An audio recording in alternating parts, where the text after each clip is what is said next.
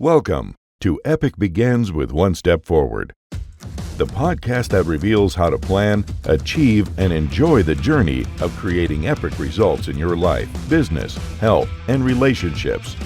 Here's your host, best-selling author and motivational speaker, Xander Sprague.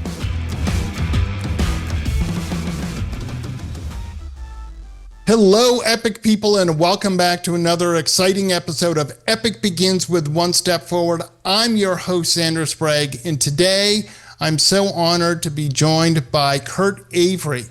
Kurt, tell us who you are and what you do. Well, I'm the owner and founder of Sawyer Products, and Sawyer is in the outdoor industry. Okay. So everybody knows the off-cutter repel. We're the next one, but we're kind of the boutique. We're the high end. We have a very loyal following. We do all the military. They go nowhere without us. We treat both the clothes and the skin. And then we do water filtration. So we're the king of the water filters domestically and internationally. So Cool. do.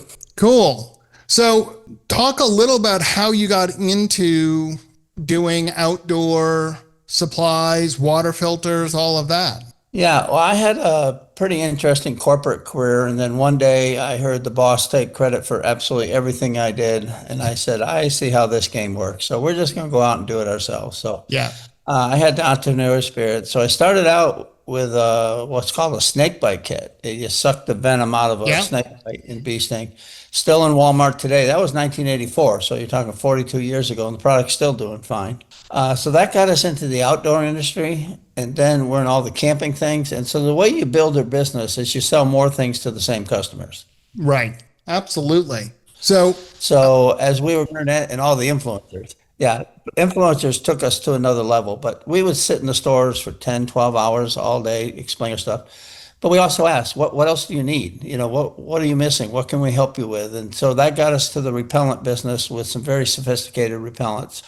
We hooked up with a company that invented the bed nets and did all that stuff. And then so we, as we keep going on, then, well, gosh, the big problem is water. I mean, there were clunky things out there. There were chemicals, and we came across a filtration device, which is from the kidney dialysis. If you can clean water, if you can clean blood, you can clean water. So we put that into a lightweight, low cost thing. And we went to the stores and they said, you got to put this in. That's pretty intriguing. They said, but we sell these things, ceramic filters and whatnot, for $100 a piece, and we make $50 on each one. And you want us to sell it for $19.95 and only make $10? I said, yeah, but you're going to sell a lot more, and it's the right thing to do. And so when we started, the industry was 70,000 units of these clunky things. Yeah. And now it's millions. I mean, millions of these filters. And then as went on and we took over the domestic market, we're the boss. You go on any of the trails, PCT, you go on Appalachian Trail, it's all Sawyer filters. Nobody's using anything else. Right. I won't go into the specs, but it's the only thing out there that really, really works, and they never wear out. So then we had the big earthquake in Haiti in 2010. Yeah. Said, well, we got the solution. So we sent a couple 100,000 down there. And that put us on the international map, because that's when everybody realized, oh, that is the filter you need for international. So it's not big, just a little thing. Yeah. Never wears out. It 0.1 micron absolute, so you're getting everything that makes you sick. Nobody else can make that claim. Or the fact that it never wears out. So we've already proven 100,000 gallons, but it's certainly keep going. We got 15, 16 years in some of these countries where they're still using the filter every day. Wow. You just clean it, backflush it, and clean it like you do with your pool pump. Sure. So we're down now. We've done some 40 million people since we started with clean water around the world. Every hurricane, we're always there. People go in ahead of times, or the big operations fly it in right away, because you got to have water. And now of course. Yeah. When Helene hit, we sent 100,000 up to Tennessee and North Carolina, and we're connected with hiking community. So it was really touching, because they took them up to where helicopters and cars couldn't go to give them to the people. Yeah. So they could just drink the water at their feet. So that's what we do. And now we found the solution to eliminating or seriously reducing malaria among children. Oh, that's really important. Yeah, it's the same thing we do for the military, where we treat their uniform and the chemical on the uniform, which is odorless. It's just like, ink in your shirt. Yeah. Keeps the mosquitoes away. So the study was published, New England Journal of Medicine, for 0 to 2 week, one application or repeated applications reduced malaria in the kids by 67%. Wow, that's awesome. Yeah, you're talking a buck and a half at most, something like that. So it's very inexpensive. It's just what we did for the military for 30 years, just applying it to the wrap that the moms carry the baby in. So Yeah. that just got going. That one's up and running now. So there we go. I mean, we're kind of stuck in the middle of the two biggest problems. Bad Wow. water. Well, no, definitely. I mean, look, clean water and affordable malaria prevention, obviously, really, really important. So, Kurt, are you the one who's sort of coming up with going, all right, where's that pain point and what's my solution for it? Because that's normally how businesses, they'll see something. Someone will see something and go, that's a problem. And let me see if I can have a solution for it. Well, the thing is, I don't know science. I mean, I can't spell science without spell check, but I'm a marketer. And the marketers are the interpreters between the end consumer and the engineers. Definitely. So engineers come up with something, but they don't know how to make it so it's usable and repeatable and Right. easy. And the customers have needs. I always use the example, Henry Ford, if I asked them what they want, they'd have said a faster horse. Yeah. So you got to see what the problem is and then go back to the engineers. It's back and forth between we're the interpreters. And then you eventually get to the solution. Yep. Absolutely. Absolutely. I think that's really cool. Yeah. I don't do a lot of camping, but I have gone to some pretty unique places where I needed water filtration. And so I have to say it's highly likely I've used your product, because certainly, why pay $100 for a water filter if you can pay $20 and it's just as good? And as you said, Better. or better. Yeah. I think that's great. I assume that you're obviously getting your filters over to developing countries like in Africa and stuff, where they're just pulling water from the rivers or Right. whatever. And Well, we're in 80 countries, so we're everywhere. Even the ones you wouldn't think of. We've been in Gaza from the beginning. We're in North Korea. We're in Iran, Yemen. I mean, wherever 80 countries. There's always a place where you need water. So we're in 80 countries through 140 different charities. Wow. Some of the ones like the American Red Cross keeps it in stock at all times for disasters. Samaritan Purse keeps 2 plane loads for disasters. World Vision uses it. I mean, we have our own charities. So we install millions of these every year, and everyone can do 10 to 20 people. So we've done 7 countries so far, but we're just now, we just, this latest one, which is just out, literally out in the last couple of weeks, for 30 cents, you give somebody 10 years of water. Wow, that is awesome. Yeah, so we're working on that one. The new model is we go to the schools, we install them in the schools teach the kids teach the parent, then they take the thing home, and they'll do all the relatives and everything else. So you just stick it on your tap. All you got to do is put it on your tap. Oh, that's awesome. But I assume, there are obviously many developing countries that do not have running water. They're going to pull it, and I assume that you obviously have things that you could put over a cup, a bottle, a bucket, or something. Yeah, we have 4 different delivery units, but yes, the bucket system where we don't care if the cows poop in the water, we'll make it safe to drink. Right. Literally, so they go and do that. And then you could just screw it on top of a bottle too. I mean, you just take any old bottle and you just screw it on and off you go. So you can put dirty water. You don't even have to have a clean bottle. You take a dirty water. So yes, we have all different, and all 3 work. So even in some countries, you need all 3 of those solutions. Yep. So actually, our newest filter does all 3 of those. It can go on the tap, it can go on the bucket, it can go on the bottle. So we kind of consolidated. It took, you're talking, almost 20 years of developing this stuff, or 15 years. Definitely. But we also do something unique. We measure everything. We do some GIS tracking. So we go in there and we know within 2 weeks, 95% of the sickness is just gone. It's gone. Yeah. And the reason it's not more, a year later, it's 98, because they still have to learn what to do with the other stuff. They're not washing their hands right, and they're not Got it. and all that. So, but we teach them all that.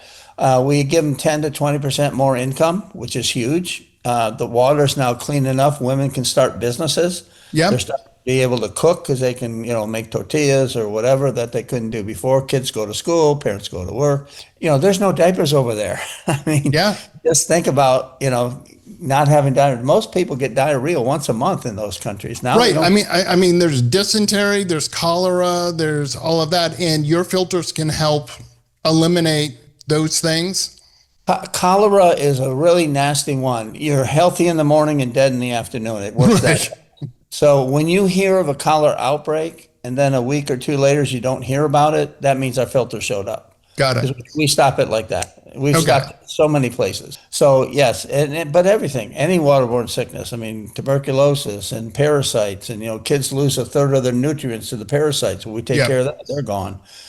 So kids are healthy. I mean, you go to villages where kids were jaundiced and whatever, and now they're alive. They're perky and whatever. We save hundreds of thousands of babies every year.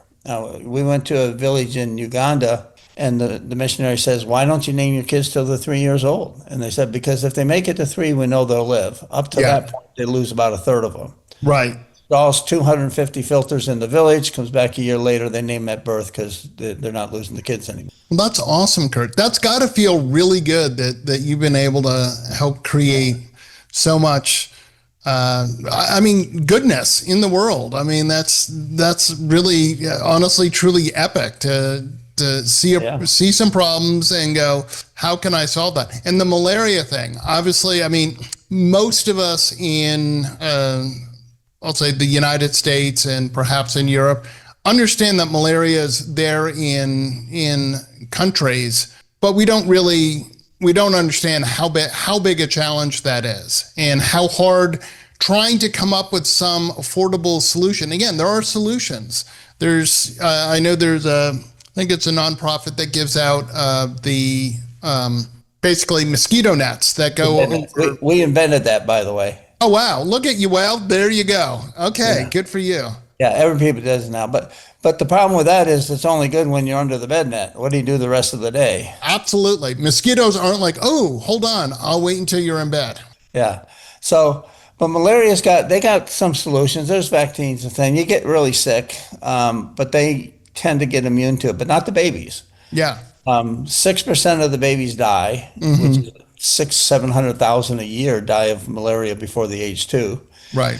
And then if you get it before your age 2 and you still live, you have cognitive issues. It will affect you the rest of your life. So it's a huge. We're honored to be able to work with it. It came out of UNC Chapel Hill, so we're honored to be part of that program. That's great. Very simple little thing. Very simple solution.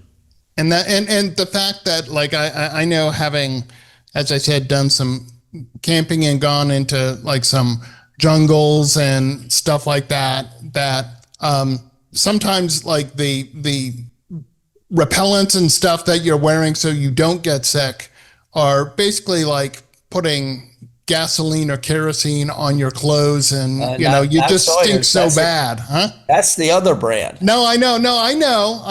We are so technically advanced, you won't smell it, and it stays on the skin. It doesn't do the thing. So, yeah, we're very different. We treat your clothes, so your clothes are your big barrier too. So they work as well as that. But you mentioned what an honor it is. It is an honor to be in the middle of these two solutions. But it's a two-edged sword because there's also a responsibility. I remember many years ago, 10 years ago, whatever, we were installing some of the first filters, and the grandma said, if you were here 2 weeks ago, my grandson would be alive. Yeah. So you have an urgency. So it's an incredible blessing, and yet you still have that, why?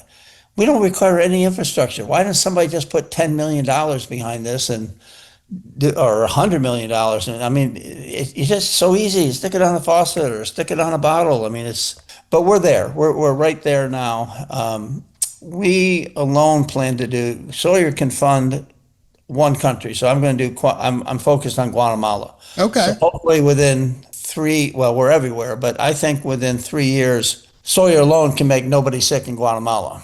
That would be great. We've done 7 countries already, but they were small pilot countries, fine-tuned. Right. Now we're ready to take on a little bit bigger one, 12 million people. Right. So you obviously need someone like Melinda Gates or some person who's like, Yeah. oh, sure, 100 million to take care of all the waterborne. Sure, no problem. There you go. Well, they're not, we've been with them. They're not particularly interested, but there are other ones that will be. Yeah. We're out there. We're in the White House. We have a guy in the White House looking at trying to do this foreign policy, the whole thing. We do 3 to 5 million people a year, but I could do 30 to 50 million people a year, have the Sure. capacity to do that. And these things this tap filter pays for itself in 2 hours. Absolutely. I mean, 500 gallons a day with a less than $20 filter. Yeah. That rounds out to zero, and it lasts for 10 years. Yeah, no doubt. Yeah. And then all you have to do is sort of just backwash it to rinse out Right. stuff. But we even put in a QR code. So wow. everybody has a smartphone. Yeah. So you can, if you got an issue or whatever, you just hit that, and we got videos in 18 languages explaining how to do this, how to fix it, what your problems were. We have WhatsApp so you can communicate with us. It's behavior change. It's not just giving them a filter. It's explaining the whole thing, best practices. So we're way beyond just having the best filter. We have the whole system. Definitely. To change your life. Definitely. Would you say, Kurt, that your goal is to try and eliminate malaria and Well, we're most waterborne, again, because if the people who needed this had this, yes, some people obviously are going to get sick and die. You can't 100%, but if you most of the people just didn't have to worry about getting those waterborne illnesses. That would be huge. Yeah, well, we're at the jumping point, but I'm a very religious person. And so it's not whether I want to or not, it's whether God's willing to do it or not. Because it takes the money, you have to have an infrastructure, you have to train, you have to do, we're way, way, way beyond it. You even have some countries I don't know if we'll ever get into India. Those things are, we could solve. They have big problems, both malaria and water, but I don't know if we're ever going to be able to get in there. It's going to take somebody more powerful than Sawyer to crack that one, because it's a very closed society. So I just going to let it go where it goes. It's out of my control. I can just provide the technology and the instructions and the change. But, at this point now, all it takes is money, because we got everything else covered. And we do a lot. We give all of our profits and all of our costs. We can fund enough to do 3-5 million people a year. Sure. But if you want to do 50 million people, somebody else has got to step in and say, okay, but you're talking $15-$20 a filter. Well, absolutely. Filter does 20 people for 10 years. Yeah, no, absolutely. The economics there are the ROI is, sort of, you can't even imagine, because you're like, imagine one filter, 15, 20 people, 10 years, millions of gallons of water for $15. Holy moly. Yeah, and the other thing, it doesn't require any infrastructure. So you do not need to go build water treatment plants. And give you an example, the Canadian government owed one of the reservations a water treatment. They promised them water treatment, $31 million.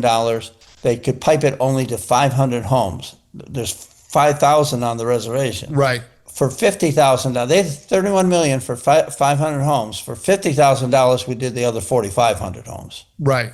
That's how economical it is without infrastructure. So we're ready. We'll go at our pace, because we dedicate everything we have to it. I say you measure your company in your currency, and a lot of people measure it in dollars. We measure it in lives saved. Well, and that's an awesome currency to measure it in, Kurt. That's awesome. No U-Hauls in heaven, so what am I going to do with it, right? Exactly. So what other, aside from the water filter and the malaria, I know you guys make other stuff. Do you have some examples of some of the other stuff that you guys make? No, that's really our focus is, but we have a big U.S. market. That's what funds it. We're number 1 and number 2 on Amazon right now with insect repellents. We're the top. Again, we own the outdoor market and we do filters. So we have a very, very big domestic market, which funds what we're doing overseas. Definitely. No, we just keep improving what we do overseas. Our technology is there. I think we're one of my mantras I learned, I went to Kellogg Business School of Management in Northwestern. And one thing is no Me Too products. Everything you make must be state of the art, better than anything else out there. And that's where we are. Everything we have is moving the ball. We are the best, and not the biggest, but we're the best. We have a very, very loyal cult following. So, no, I think we're in our lane now. Our lane now is to take this technology overseas for millions and millions and millions of people. That's great. And what about, I mean, I know that, for the domestic consumer market, you obviously are the leader. Do you guys do anything within the U.S. for those rural communities that don't necessarily have the best water? I'll just pick Appalachia or something where there's obviously abject poverty. Oh yeah, we're up in there, sure. Okay. We don't do forever chemicals, so we're not taking out that. We don't care about the chlorine taste or whatever. We're strictly biological. We take out of the water everything that's going to make you sick. Got it. Yeah, well, we do a lot. I mean, American Red Cross keeps it all the time. Anytime you're going to see a hurricane or whatever, we're there. I mean, we're there. So last year, Helene was a big example. 100,000 filters went up there for the people that got hit with the hurricane. Right.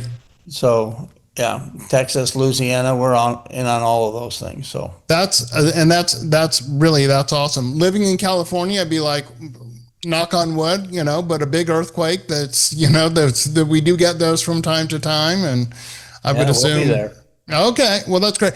So in my book, Kurt, I talk about when we're on our epic journeys, those things that we dream of doing, and then we start that journey. And you obviously are on a wonderfully epic journey to try and eliminate, sickness and with malaria and waterborne illness and stuff. But I talk about the concept of not yet, right? There are those things that we talk about doing, dream of doing, but we either haven't started or we just don't know how to solve it yet. So my question is for you, what's one or two of your not yets? Well, obviously, I said we're very pleased that in 10 years we've done 40 million people, but I'm ready to do 40, 50 million a year. We keep designing, like I said, we keep improving this. We're constantly listening. We get a lot of feedback. So like I said, we had the 4 different solutions. Now we turned one filter to do all 3 of those solutions because we listened. We do constant research. That was Ciudad Victoria taught us that. Here's one here, just came out of Guatemala, a study we just finished, Honduras finished. We reduced the carbon footprint of these people by 50%. Wow. Boiling water. I mean, that's the greenest thing on the planet. Let's quit knocking down trees and buying propane just to boil water to drink because you don't need to. Yeah. I mean, that's huge. And that's huge. Not even out there yet. Nobody knows. We're getting ready. That will be published in the next 3-4 months in the medical journals. So we haven't even told the world that we're the greenest product yet. Yeah. So there's so much in front of us. And we just constantly keep learning little more pieces to fine tune what we have. Definitely. Well, I think the work that you're doing is truly remarkable. I mean, what a great mission to be on, and not only be on the mission, but go look at what we have solutions. That's really cool. I could hear somewhat your frustration of saying we have the capacity to help 30 to 40 million people a year. Come on, people. Come on, world. Let's get on this and let's do this. Yeah, and that's only been recent. So we're, in fairness to the people who haven't donated yet, they didn't know. So we also have to work on getting the story out, which is very helpful for you. Thank you very much for giving us this chance. But we got to get the studies out and research out. And then, we are saying, well, State Department, you shut down USAID, which is good. They were really bad because we tried to tangle with them. But we're foreign policy. Right. We'll go in and pick a country. We'll go make everybody not sick. I mean, we can just do that in a year or 2. Yeah, definitely. So and it doesn't, honestly, sounds like it's a very small team that goes in there. Hey, we're sending in a team of, and I don't even know, I'll guess 5, maybe 10 people that can show everyone how to use this. And well, you work within the system. So it takes more than that because you got to build the distribution network. But we don't go in with Americans, okay? The gringos stay home. It's always locals. but you work with the Ministry of Health. Yeah. And you work with the Ministry of the Education system. They have the resources to just think about that. I mean, you go to the school. What's it take? 2 hours to teach your classroom how to use a filter, and they go home. I mean, it's just, and not only that, but the reward is kids are going to come to school 30 more days a year because they're not sick themselves. Right. So you work within their system. So you got to connect with the government because they have the capacity to distribute it. We can't go in with ours, and we do that, and there are countries where we absolutely go in with the government. Do you find in working with the government sometimes that the filters sort of don't end up where they don't go from point A to point B? There's a detour, and all of a sudden someone realizes that, well, hey, here's something valuable. I'm going to turn around and sell it on the. And I'll say black market or whatever, but off, not. we have quite a few countries where it doesn't get through customs. Got it. No, they're not throwing them out, but that you got a filter that's, say it's worth $10, $15, whatever it is, depending on the system. Yeah. They immediately go on Amazon and sees that something kind of like that sells for $50. So now they want to put your tariff on there, and some countries have 100% tariff, so they want us to pay $50 for a $15 filter. Right. I mean, it's not going to work. So that's where you do have to get the government on your side. And it took us 2 years to get Egypt to not put a tariff on this thing. Got it. So yeah, it's a painful side. But on the other hand, who's the biggest donor in the world is the United States. Yep. So if we got the State Department to say, yeah, we'll get, they got countries where they just put it right through. Yep, absolutely. So, yeah, and this we're working with OAS, which is Organization of American States. They have connections, and a charity called Child Hope. They have 900 schools. How simple is that? Sure. Stick it in the schools, and the 900 schools can get you 3, 4, 5 million people. Definitely. So that's the route we're going, and then because we think we got to show the government, our government, a distribution model that works. Yeah. You can't just have the product. You got to be able to distribute it and educate. And well, you got to have the whole end to end. Here's the production. Right. Here's the distribution. Here's the actual people using it. Well, that is great. Kurt, how can people, if they're interested, how can they find Sawyer, donate if they want to donate, contact the company if they're like, hey, I happen to do work in this I'm doing a project in this country, and wow, if I could bring your product in, I could have a much bigger impact. Well, they will, yeah. Well, first of all, we're in 80 countries, so we're liable to come across you someplace. The ones that haven't known, the people that do food and stuff haven't realized how important the water is to go with it. But Sawyer is a profit company, but we have the Sawyer Foundation. Okay. And the Sawyer Foundation, we call it exit the market mentally or physically, will own Sawyer. Because we're not, I could sell this company 3 days a week. Right. We're not going to, because they would just want the money. Right. So it's going to go to the foundation. The foundation's a 501c3, so fully tax deductible. You can either go to the SawyerFoundation.org, you can go to Sawyer and see some of the stories and then link over there. So, and we guarantee that 100% of any donated money will go overseas. Sawyer takes care of the overhead. It's very little overhead, but Sawyer takes care of it. Okay. So 100%. There's no overhead taken out of any donations. Awesome. Well, Kurt, I want to thank you so much for joining me. Just encourage you to keep doing on this epic journey to help so many millions of people. It's really inspiring. Well, we appreciate you giving us a chance to tell our story. So that's what we're out about now.